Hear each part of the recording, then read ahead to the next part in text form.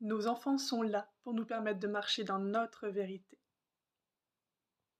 Quand on s'est construit en tant que femme, on s'est construit par rapport à des croyances, des conditionnements, des attentes extérieures de notre famille, de la société, de l'école.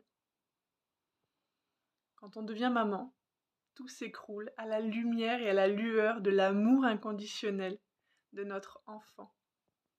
Et parfois, cet amour inconditionnel nous fait tellement peur parce que nous, on vient d'un monde, d'un moule conditionné qu'on perd pied, on ne sait plus qui nous sommes, comment faire pour retrouver pleinement qui nous sommes profondément.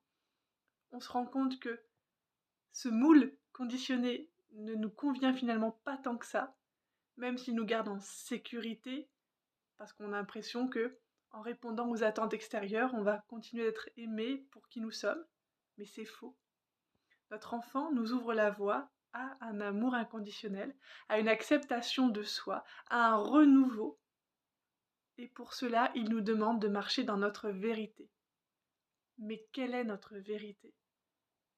C'est là l'enjeu du postpartum, c'est là l'enjeu de la relation mère-enfant.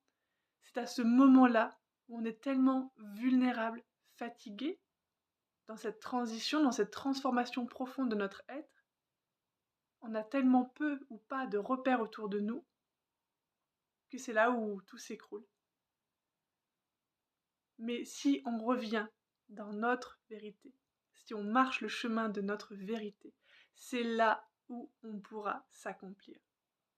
C'est là où on pourra s'épanouir. C'est là où on pourra devenir pleinement qui nous sommes. C'est là où nous pourrons être la maman idéale pour notre enfant. C'est là que nous serons la maman dont notre enfant a besoin. Notre enfant nous a choisis pour qui nous sommes profondément. Et il nous demande à nous de retrouver ce chemin de vérité, de retrouver qui nous sommes profondément. Alors si être pleinement soi-même, c'est faire le deuil de certaines relations de notre enfance, même de notre présent, pour pouvoir marcher sur le même chemin que notre enfant, pour pouvoir le rejoindre là où lui il est, de là où lui il nous a choisis. Cet amour, c'est-à-dire dans cet espace d'amour inconditionnel, dans cet espace d'acceptation de soi. Si nous faisons le chemin envers lui, alors imaginons la relation, à quel point elle va être belle, harmonieuse, fluide, légère, sacrée, et à quel point nous pouvons transformer la société, et notamment la santé relationnelle entre chaque être humain. Le lien mère-enfant est un exemple, est un modèle, est une base pour chaque relation ensuite dans nos vies.